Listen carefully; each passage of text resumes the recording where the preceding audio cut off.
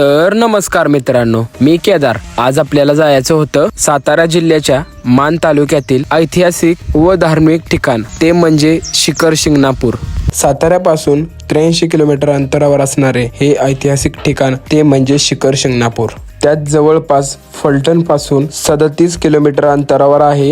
येथे जास्त प्रमाणात ओळखले जाते ते म्हणजे सह्याद्रीचा एक फाटा. तेथूनच डाव्या साईडला गेलं तर आपल्याला पाहण्यात येतो तो म्हणजे शंभू महादेवाचा डोंगर. तेथून थोडं पुढं आलं की आपल्याला दिसते सुबूक नक्षीदार एक अशी ऐतिहासिक कमान. त्याच प्रमाणात आपल्याला जर गाडी पार्किंग करायची असेल तर आपण खाली पण करू शकतो आणि डोंगराच्या पायथ्याशी पण करू शकतो. शिखर शिंगणापूर या गावापासून 1 किलोमीटर अंतरावर आपल्याला पाहण्यात दिसतो तो म्हणजे शंभू महादेवाचा डोंगर. एवढा मोठा डोंगर चढून शेवटी आपण मंदिरापाशी पोहोचलो. त्याचप्रमाणे आपल्याला समोर दगडी तटबंदीच्या पुरातन महादेवाचे मंदिर पाहायला मिळते. मंदिराच्या आवारात जाण्यासाठी आपल्याला 400 पायऱ्या चढाव्या लागतात. तेथूनच पुढे गेले की आपल्याला सुंदर अशी सुबूक नक्षीदार दीपमाळ पाहायला मिळते.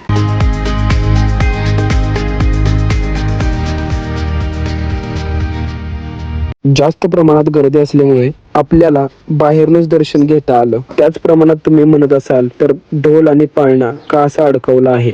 जसं की तुम्ही नवस पूर्ण करायला आला असेल किंवा इतर काही करायला आला असेल तर येथे तो केला जातो.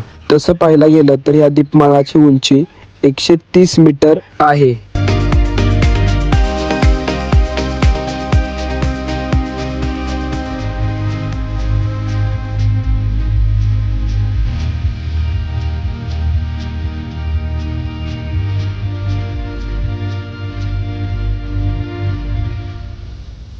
त्याचप्रमाणे महादेवाचा सुंदर कळस आणि त्या कळसाला अशी सुंदर अशी पेंटिंग केली आहे. मंदिराच्या पाठीमागे सुंदर असं आई साहेबांचं मंदिर आहे.